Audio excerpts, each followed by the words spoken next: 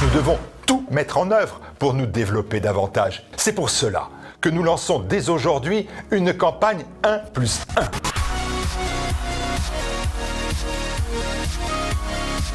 1+1, les objectifs sont simples. Chaque téléspectateur qui prend connaissance de ce message doit trouver une autre personne, un ami, une connaissance dans son entourage pour faire partager et connaître les émissions de TV Liberté, pour s'abonner à notre lettre d'information et pour suivre nos réseaux sociaux. Il faut aujourd'hui, tout de suite, continuer de créer cette chaîne de solidarité combattante et renforcer notre communauté avec cette opération 1+1. 1+1. Si nous associons à un don un nouveau don, alors sera assurée enfin la survie de TV Liberté et notamment pendant la période de l'été toujours financièrement difficile. Je trouve un nouveau donateur ou je double mon propre don. Je fais vivre TV Liberté, mais mieux, je lui donne les moyens de me défendre. Vous le savez, la liberté a un prix. Alors, n'attendez pas, rendez-vous à la fin de ce message à la rubrique Dons de tvliberté.com. Nous avons besoin de votre aide de manière urgente, maintenant, parce que pour nous, c'est vital.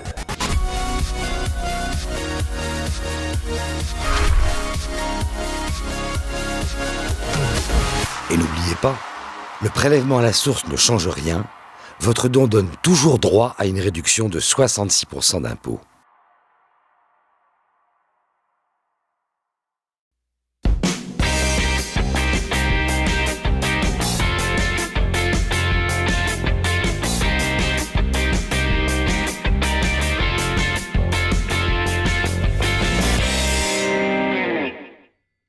Bonjour à tous et content de vous retrouver pour ce numéro 12 de cette année-là. Comme d'habitude au sommaire, 3 dates. Aujourd'hui nous irons en 2019, oui 2019, car nous allons revenir sur la mort d'un grand comédien qui est parti il y a quelques mois, Jean-Pierre Marielle. Mais à travers certains de ses films, peut-être les moins connus du grand public, les films de Joël Seria. Donc on verra ça avec notre chroniqueur. 63, avec la sortie d'un livre d'histoire, je vais juste le montrer. Il est énorme, qui va devenir un monument. C'est la formation de la classe ouvrière par Edward Palmer Thompson. 63, mais qui ne sera traduit que dans les années 80 pour la France. Et nous finirons par l'année 90 avec l'affaire des couveuses au Koweït qui désigne le scandale des faux témoignages au moment de la guerre du Golfe. Alors pour m'accompagner aujourd'hui, j'ai le plaisir d'avoir Olivier François. Bonjour Olivier, que tout le monde que tous les spectateurs de TV Liberté connaissent, Ludovic Maubreuil, notre rédacteur en chef cinéma, Pascal Esséric, notre grand patron, bonsoir. Et bien sûr Christophe, Alain, Maxime, André, Anatole, Anastase, comme vous. Alors ça commence par un A. Voilà. Donc on y va, hop, c'est parti pour 2019. Hélas, l'année 2019 n'avait pas commencé très bien. On a eu l'incendie de Notre-Dame et aujourd'hui on a la mort de Jean-Pierre Marielle. Et comme on est encore en 2019, je ne sais pas exactement ce qu'on va avoir pour la suite. Nous avions déjà parlé de Jean-Pierre Marielle avec le film Calmos de Bertrand Blier, qui était le petit film culte des années 70. Alors Ludovic, il y a un réalisateur qui est peu connu et que peu de personnes ont parlé au moment de la mort de Jean-Pierre Marielle. C'est Joël Seria, avec qui il a fait 3 films, 4. Là, on va parler surtout de ces 3 plus connus. Qui est Joël Seria et pourquoi il est en fait celui qui a magnifié totalement le comédien Jean-Pierre Marielle? Oui, Joël Seria, c'est le cinéma libertaire des années 70. C'est Les Galettes de Pont-Aven. Je crois que c'est celui-là le plus connu du public. Et d'ailleurs, il y a un malentendu un peu sur son œuvre parce qu'on voit beaucoup d'extraits qui passent un peu en boucle des Galettes de Pont-Aven, extraits un peu grivois, un peu gouailleurs. Et du coup, on oublie la noirceur de cette œuvre. Et c'est pareil pour Jean-Pierre Marielle, parce que dans ces extraits-là, on le voit un peu, une sorte de lubrique, un peu enthousiaste, et on se dit, ah bah oui, il est plutôt coutumier de rôles comme ça, facile à aimer. Au départ, les Galettes de Pont-Aven, c'est un représentant de oui, c'est un représentant, voilà, un vendeur de parapluies, et qui va découvrir l'amour, on va dire, en tout cas le désir. Et que sa femme le trompe déjà. Quand il part en tournée pour ses parapluies, sa femme le trompe. Voilà, donc là il part dans des grandes envolées lyriques sur le fessier d'une jeune femme. Mais en fait, voilà, je pense que ce film-là, il cristallise un peu de fausses impressions sur son œuvre, parce que par exemple, il y a Comme la Lune, qui sort 2 ans plus tard, je crois, où là, il joue le rôle d'un réparateur de réfrigérateur qui s'éprend d'une bouchère nymphomane et qui va quitter femme et enfant pour elle, et qui va aller de désillusion en désillusion. Et c'est une comédie pourtant, et là, c'est vraiment différent, parce que du coup, là, il est un peu grotesque en macho idiot. Et dans Charlie et ses 2 nénettes, le film encore d'avant, il était plutôt inquiétant, en bonimenteur, un peu roublard. Et dans le tout dernier film, alors encore 10 ans plus tard, Les 2 crocodiles, ça s'appelle, avec Jean Carmet. Oui, Jean Carmet. Là, il est franchement pitoyable, en escroc sur le retour. Donc en fait, même ces rôles-là, même ces personnages-là, il les sauve en fait. Il arrive à les rendre grandioses, à les rendre attachants, parce qu'il en montre à chaque fois la faille, je crois. C'est ça qu'il réussit à faire. Joël Seria, c'est une belle critique de cette société, cette fameuse parenthèse enchantée des années 70, où le progrès, la libération sexuelle, etc. Et lui, il en regarde le côté amer de ce qui arrive. Ça. Oui, absolument. C'est des films très mélancoliques d'ailleurs, parce que il a beau avoir des rodomontades, faire le beau, on le sent complètement déboussolé, le pauvre Mariel, dans ses différents films. Jean-Pierre Mariel, il est là-dedans, parce que Joël Seria est aussi le dialoguiste de ses films, et les textes sont superbes. Même Audiard n'a pas été aussi loin, je pense. Absolument. Ouais. Absolument. Et d'ailleurs, je me suis rendu compte de quelque chose d'amusant. Dans Comme la Lune, là, il s'appelle Pouplard. Et dans Les 2 crocodiles, Boutancard. Et du coup, je me suis amusé à regarder sa filmographie et j'ai vu qu'il en avait joué plein comme ça, des Placards, des Balthazar, des Castellar dans l'entourloupe. Et je me suis dit, de quoi Boutancard est-il le nom? Et en fait, je pense que c'était d'un cinéma, parce qu'à travers ses patronymes un peu ridicules, un peu décalés, je pense que c'était un cinéma déjà qui se prenait pas au sérieux et qui arrivait à brosser le portrait de personnages à la fois risibles et touchants. Et c'est plus du tout le cas aujourd'hui, où les personnages sont beaucoup plus neutres, beaucoup plus simplifiés, et où ils ont des noms un peu passe-partout, et souvent des prénoms d'ailleurs. Et je pense que ça dit quelque chose, ces patronymes. En tout cas, il y a un appel à faire, Joël Seria. On sait que, pour les gens qui sont sur Facebook, Joël Seria, bien sûr, il faut le suivre, parce qu'il remet tous ses vieux documents, des extraits de ses films, etc. Je pense qu'un de ces jours, Pascal, il va falloir faire un entretien avec lui. Certainement. Ça se fera. Un mot sur Jean-Pierre Mariel, Olivier? Moi, je pourrais qu'abonder dans le sens de Ludovic Maubreuil. Pour moi, Jean-Pierre Mariel, et à travers ses films, incarnait aussi un type d'homme en voie de disparition, même physiquement. Je veux dire, on a parlé, il y a eu une pétition contre Alain Delon, qu'on a évoquée dans une précédente émission, et Jean-Pierre Mariel, physiquement, s'oppose à l'hygiénisme, s'oppose à l'espèce d'égalitarisme insupportable, de confusion des genres, etc. Bon, c'est ce que j'aime aussi voir, et alors ces personnages sont pathétiques, en effet, vous parliez de Comme la Lune, ou les Galettes de Pont-Aven, ce sont un peu on va dire, pas des ratés, mais enfin, oui, des personnages un peu ratés, qui ne sont pas des managers ou des cadres dynamiques, et justement, c'est ça qui me les rend sympathiques aussi. On a eu pendant sa mort ce genre de bâche qui m'agace profondément, de toujours parler du fameux trio Noiret, Mariel, Rochefort. En fait, ils ont très peu tourné tous les 3 ensemble. Il y a principalement Que la fête commence, mais ils ne tournent pas les principalement. Il y a Les Grands Ducs, qui est pas un film très de Patrice Lecomte, qui est quand même pas un très bon film. Qui est une pochade. Vous voulez les Grands Ducs. Moi, j'aime bien Patrice Lecomte, Les Grands Ducs. Olivier nous disait que c'était un type d'homme qui avait disparu. C'est surtout un type d'acteur qui a disparu, parce que c'est les derniers dinosaures de ces acteurs français qu'on aime charnellement. Mariel, c'est la fameuse bande du conservatoire de la fin des années 50. À part Belmondo, je crois que ces gens-là viennent de disparaître. La bande du conservatoire, il s'agit donc de... Il faut les rappeler, il y a Belmondo. Alors, il y a Noiret, il y a Belmondo, qui n'a pas le premier prix du conservatoire, mais qui c'est très connu, porté en triomphe par ses camarades un peu en défi. Face à l'institution. Face à l'institution et les enseignants. Il y a Claude Rich, que j'aime particulièrement. Il y a Bruno Kremer, Rochefort, je l'ai cité. Voilà, toute cette bande, c'est une des dernières étoiles françaises. franchouillarde entre guillemets de ce cinéma particulier, même si effectivement Jean-Pierre Mariel a fait des rôles très graves aussi. C'est grave. Il y a effectivement Marin Marais et d'autres rôles, des rôles de policiers aussi. Donc c'est un acteur de très grand talent, multicarte. Il y a une scène dans un film que j'aime pas beaucoup qui s'appelle Coup de torchon, où il y a un duo avec... merveilleux. Oui, mais j'ai le droit de ne pas l'aimer. Bon, c'est une faute de goût manifeste. Non, c'est parce que j'ai beaucoup aimé le roman. Bien sûr, et Thompson. Je trouve que le roman de Thompson n'est pas... Mais bon. Mais il y a une scène avec Noiret et Mariel qui est complètement délirante. Qui boivent du ratafia. Et qui boivent du ratafia qui est à voir. Donc pour Joël Seria, Ludovic, bon, les galettes de Pont-Aven, tout le monde l'a vu, mais lequel vous allez nous conseiller, celui qu'il faut voir? C'est plutôt comme La Lune, Les Deux Crocodiles? Enfin, on peut voir les deux, mais... Les Deux Crocodiles, c'est le tout dernier, c'est milieu des années 80, c'est un peu... Moi, je sais pas, il a perdu un peu, je trouve, sa patte des années 70. Mais finalement, je crois que le meilleur des quatre, c'est sans doute... bon, il faut voir Les Galettes de Pont-Aven, parce qu'il est... Voilà, mais c'est sans doute le tout premier, c'est Charlie et ses deux nénettes.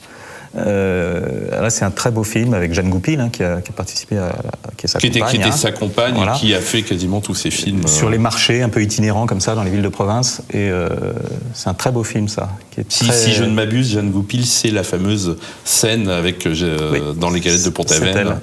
Une paire de fesses décrit par Mariel, qui est un vrai poème de Victor Hugo. Voilà, on va passer tranquillement à l'année 1963, Ich bin eine Berliner. 1963, oui, l'année où John Kennedy fera son fameux discours à Berlin, qui ne lui réussira pas bien, parce que la même année, il sera assassiné. Je ne pense pas que c'est un rapport, mais enfin bon, voilà ce qui s'est passé. De notre côté, nous allons parler avec Olivier François d'un monument de l'histoire, c'est le pavé. Je montre, vous voyez, ça c'est l'édition qui est ressortie en 2012. Il doit avoir à peu près, il y a plus de 1000 pages. C'est un monument de l'histoire, c'est le pavé que l'historien Edward Palmer Thompson va sortir en Angleterre en 1963, la formation de la classe ouvrière française. Anglaise, pardon. Oula, anglaise, oui. Malheureusement. Livre qui ne sera traduit en France qu'en 88 et réédité en 2012 pour la présente édition. Olivier, pourquoi ce livre, ce pavé très important dans l'histoire de la révolution industrielle? Qu'est-ce qu'il va amener? Pas dans l'histoire, oui, dans l'histoire de la révolution industrielle, puisqu'il s'agit d'un livre qui évoque la manière dont la conscience de classe est née au sein du prolétariat anglais et au sein des basses classes, des classes d'en bas, on va le dire, parce que d'ailleurs, bien que de formation marxiste, Thompson élargi, je pense, ne reste pas enfermé dans un marxisme orthodoxe et surtout dans un progressisme qui dominait quand même les études historiques dans les années 60. Et c'est ça qui fait, à mon avis, la grande force de ce livre, qu'on peut comparer d'ailleurs, dans l'esprit en tout cas, à Christopher Lasch et à son grand livre qui s'appelle Le seul et vrai paradis, qui est une sorte d'histoire des critiques du progrès à travers l'histoire américaine. Et Thompson, ce livre embrasse presque 100 ans d'histoire anglaise, puisque ça commence un peu avant la Révolution française au milieu du 19e siècle. Et alors, s'ébauche notamment une critique aussi de la manière dont le mouvement ouvrier, enfin, un éloge de la manière dont le mouvement ouvrier s'est emparé aussi de la nostalgie et du rapport au passé pour critiquer le capitalisme. Pendant très longtemps, je parlais des marxistes, un certain marxisme orthodoxe, notamment dans la manière dont elle regardait je pense notamment aux Luddites, dont parle beaucoup Thompson, avait tendance à dire, voilà, toutes ces premières révoltes ouvrières étaient marquées par une sorte d'esprit conservateur qui ne pouvait pas aller dans le bon sens. Et Thompson va réhabiliter justement ce qui fait la force de ces révoltes à la fois conservatrices et révolutionnaires. C'est ce qui me semble important essentiellement. Thompson, il faut le dire aussi qui il était. C'est quelqu'un qui, au début de sa carrière, fréquente plutôt la gauche, le Parti communiste anglais, puis après les milieux trotskistes, et qui va s'autonomiser et devenir vraiment un véritable esprit libre, à la Pasolini ou à la Christopher Lasch, pour devenir une sorte de dissident du monde occidental et avoir une mener une critique radicale à la fois de la société industrielle, du capitalisme et aussi d'une certaine forme de progressisme. Parce que son livre, c'est principalement, il va démontrer, c'est un travail délirant, parce qu'il va démontrer, il va vraiment aller chercher dans les archives anglaises, il va démontrer les chiffres à l'appui que la révolution industrielle va être une véritable catastrophe humaine. Oui, une catastrophe humaine. Il va même parfois, dans certains entretiens, parler d'une forme de génocide, il faut bien le dire, hein, de génocide des classes paysannes, de destruction de modes de vie ancestraux pour être remplacés par un mode de vie capitaliste et par des nouveaux types de vie. Et puis le fait aussi de mettre en accusation les élites anglaises, dont on parle parfois, notamment dans les milieux conservateurs libéraux, on fait l'éloge de ces élites qui auraient allié à la fois le conservatisme et la défense des libertés. Il montre que non, ce sont les élites, ce sont elles qui sont d'ailleurs les vrais révolutionnaires, au pire sens du terme, qui vont vraiment révolutionner et saccager de fond en comble les équilibres sociaux. Thomson fait d'ailleurs aussi l'éloge et réhabilite les modes d'économie, les modes d'échange populaires. Montrant que, et c'est pour ça que ça a de l'actualité à mon avis avec l'affaire des Gilets jaunes, montrant que le peuple réfléchit, le peuple médite aussi sur ses conditions de vie, les défend, non pas par une forme d'attachement réactionnaire ou conservateur au sens péjoratif du terme, mais parce que tout simplement il a une idée sur l'économie.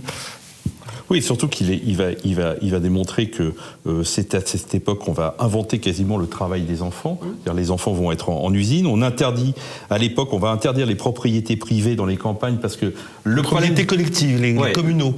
Le problème des usines qui vont se développer, je veux dire, avec ces fameuses machines, c'est qu'en fait les Anglais qui sont à la campagne n'ont pas du tout envie d'aller vivre dans ces banlieues proches de Manchester, de Liverpool, etc. et qu'on va interdire à ces Anglais de même d'exploiter leurs petits lopins de terre pour faire leur jardin. Ça, ce sont des rappels qu'on connaissait. La critique de la société industrielle et de ses dégâts avait déjà été faite. Ce qui me semble intéressant aussi dans le livre de Thomson, c'est qu'il va prendre au sérieux tout ce qui avait été mis sous le tapis en quelque sorte par l'histoire officielle. Il étudie les chansons populaires, il étudie les tracts qui sont rédigés par les écrivains populaires et par les premiers syndicats. Et donc il va faire c'est pour ça qu'aussi c'est une sorte aussi de monument en hommage à ces gens que l'histoire officielle avait ignoré, évidemment. Et donc c'est un travail de résurrection, ce livre de résurrection qui va déranger une grande partie de la gauche. Alors je ne parle pas de la gauche française qui va l'ignorer. Il faudra attendre les années 80 pour traduire ce livre, parce qu'il remet en cause, comme vous le disiez, les marxistes orthodoxes. Les marxistes orthodoxes, il remet en cause évidemment la vision libérale de l'histoire, qui nous explique que le libéralisme et l'ouverture des frontières et la société industrielle a été une sorte de produit de la grâce, d'une sorte de providence. Et non, Thomson montre que ça a été aussi des décisions politiques que pour détruire ces sociétés traditionnelles, les élites de l'époque ont fait souvent appel à l'armée. Il n'y a jamais eu plus autoritaire que les libéraux. Et surtout, encore une fois, ce monument de résurrection et cette ouverture à la parole populaire. Et donc, c'est un inventaire aussi de l'histoire par en bas, Thomson. Voilà, ce qui est incroyable, c'est que même ce travail qui a été fourni, la légende dorée de la révolution industrielle, elle va continuer. On va un peu ignorer oui, puisque le livre est traduit en France en 1988, comme d'ailleurs Christopher Lasch, qui sous certains aspects rejoint beaucoup les thèses de Thomson. Christopher Lasch, en France, il n'y avait pas eu d'ailleurs la Nouvelle Droite, puisque Nouvelle École va s'y intéresser, avec Emmanuel Todd d'ailleurs à la fin des années 70. Au même moment. L'un chez Albin Michel. Et puis dans Nouvelle École, où on traduit, je crois, un extrait de La culture du narcissisme. Donc ça, c'est important aussi à noter. Et Thomson est revenu récemment, il faut le reconnaître, à la faveur de l'intérêt qu'il suscitait dans les milieux de l'écologie radicale. Je pense au travail de François Jarige, je pense à La décroissance aujourd'hui, qui parle évidemment beaucoup de Thomson, et à Jean-Claude Michéa, qui évoque les travaux de Thomson dans plusieurs de ses livres. Et voilà. Et d'ailleurs, depuis la parution la retraduction, la réédition de ce livre en poche. D'autres livres de Thomson ont été publiés. À la Fabrique, par exemple. À la Fabrique, notamment sur la question du temps et du travail, la manière dont l'imposition des horloges dans les usines a été en fait une révolution importante, une rupture, puisque on passe d'un temps cyclique, on passe d'un temps traditionnel à un temps rationaliste et rationalisateur.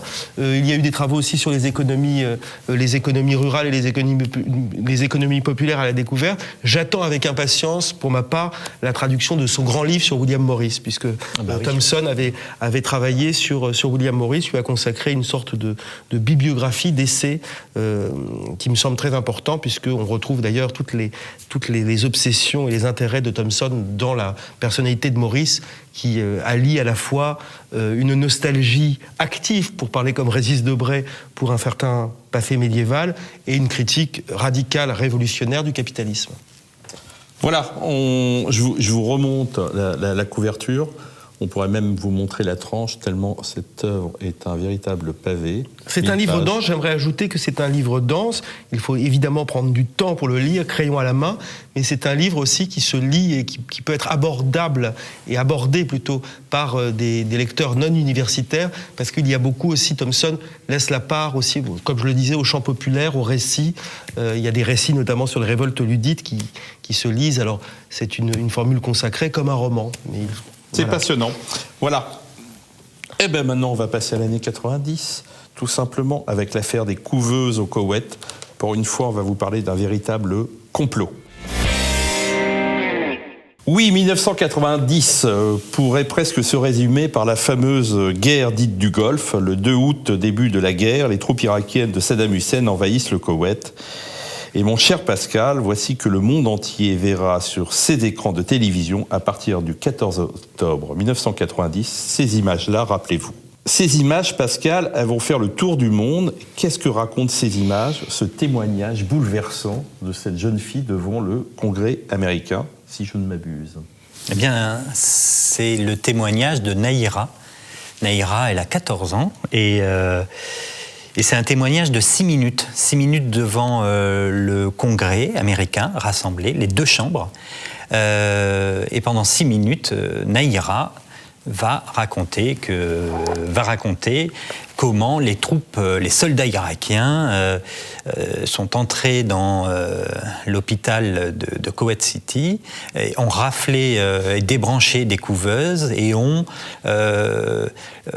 sont partis avec et les couveuses et les bébés qu'ils ont déposé les bébés, qu'ils ont jeté les bébés. Oui, ils ont pris les couveuses et ont laissé mourir les bébés sur le sol froid. Oui, tout à fait, sur le sol froid. Sur le sol froid. Et donc pendant 6 minutes, entre deux sanglots devant ça a été télévisé d'ailleurs, devant deux sanglots, elle raconte ce fait horrible. Et donc, le problème, c'est que tout est faux.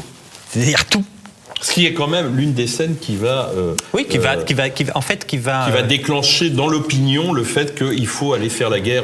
Mais pas simplement dans l'opinion, puisque à partir de ce témoignage, le Congrès, puisqu'elle passe devant la commission des droits de l'homme du Congrès, à partir de ce témoignage, le vote du Congrès va être acquis pour l'équipe Bush à 5 voix près. Donc c'est pas simplement un témoignage comme ça. C'est vraiment quelque chose d'important. Et donc tout est faux, le prénom, le nom, enfin tout. Puisque en réalité cette Nahira qui a 14 ans, c'est tout simplement la fille de l'ambassadeur, du Koweït à Washington, aux États-Unis.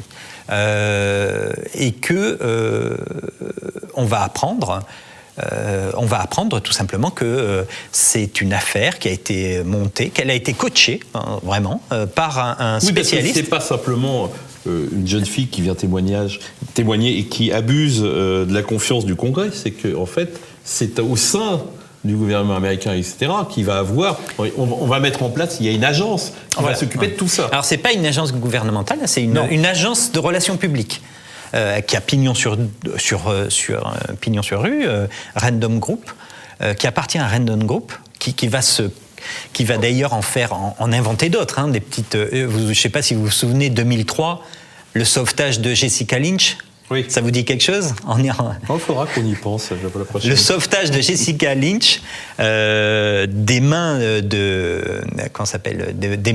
d'ailleurs des mêmes Irakiens, filmé par un cadreur de Ridley Scott. Très belle, très beau montage aussi. Bon, mais revenons à Nahira. Nahira, eh bien, ça a été scénarisé par un conseiller. C'était un conseiller de Ronald Reagan. Qui s'est lancé dans le privé, qui a monté sa boîte et qui a scénarisé la forgerie, qui a scénarisé le coup monté, qui a scénarisé de toutes pièces le montage et qui lui a dit ce qu'il fallait dire, etc., etc. Et alors, c'est allé assez loin puisque le témoignage tout de suite a été, alors je ne sais pas le terme validé, mais en tout cas repris à son compte par les grandes organisations de défense des droits de l'homme.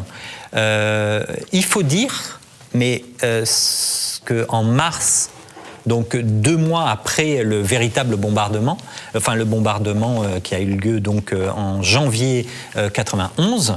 Donc en mars, il y a eu un médecin français qui est allé sur place, qui a enquêté pour, alors je ne sais plus si c'est Médecins du Monde ou non, pour Amnesty International. Et qui a dit, mais en fait, tout est faux. Et donc, mais malgré ça, sa voix s'est perdue. Parce que ce qui est formidable, c'est qu'on le sait rapidement. Oui, en mars. C'est Amnesty International. Oui, tout à fait. Ça change 3 mois, ça change strictement rien. Strictement rien. Mais les États-Unis ont une longue histoire dans le montage de coups comme ça. Parce que je vais remonter en 1898. Cuba, extraordinaire. Un bateau américain, un cuirassier explose fait 200 morts, et donc les États-Unis vont rentrer en guerre contre l'Espagne, puisqu'à l'époque c'est... et donc on sait que c'est un coup monté à la fois par la presse et par le gouvernement des États-Unis. Donc c'est une longue histoire ce genre de coup monté. C'est une baluse au moment du Vietnam. Il y a aussi l'affaire des bateaux. Oui, tout à fait. Oui, bien sûr. Tout au long c'est le prétexte, le choix des prétextes. Alors moi, si je serais l'Iran en ce moment, je m'inquiéterais fortement parce que voilà, on sent qu'il y a une préparation psychologique pour l'entrée en guerre. On le sent, ça se sent médiatiquement. Les éditorialistes sont là. Voilà, bientôt, on va avoir... Voilà, on terminera par cette affaire des couveuses. Oui, allez-y, Pascal. Et ce qui est aussi assez étonnant, c'est qu'à chaque fois, les Américains documentent leur propre montage. Pour l'affaire de 1898, c'est Randolph Hearst. Comment il s'appelle on va avoir le cinéaste... je ne vais pas vous aider là. Si Orson Welles qui l'évoque, qui va l'évoquer dans son film. Pour l'affaire des couveuses, on aura Barry Levinson qui va l'évoquer dans son film Des hommes d'influence. Des hommes d'influence. Voilà. Et sa fameuse chanson Good Old Shoes. Good Old Shoes. Voilà. C'est un petit gimmick, on peut finir par Good Old Shoes, le petit gimmick qu'ils inventent. Allez-y, ça fait comment ? En fait, il faut marketer la guerre, la vendre, donc il recrute un chanteur country assez connu dont j'ai oublié le nom. Et Good Old Shoes, voilà, c'est une petite chanson qui revient pour la pauvre petite pour envahir l'Albanie. Ou elle a un pays imaginaire ou... Non, même pas. C'est l'Albanie, d'accord. L'Albanie, oui. C'est le plan pour envahir l'Albanie. Good Old Shoes, voilà. Le refrain. Et puis dans 2 mois, on vous trouvera bien... C'est bien ces histoires de complots, les vrais complots, hein. Parce que la Terre, elle n'est pas plate, c'est le faible complot. Voilà, on se retrouve dans 2 mois. Bonne soirée à tous.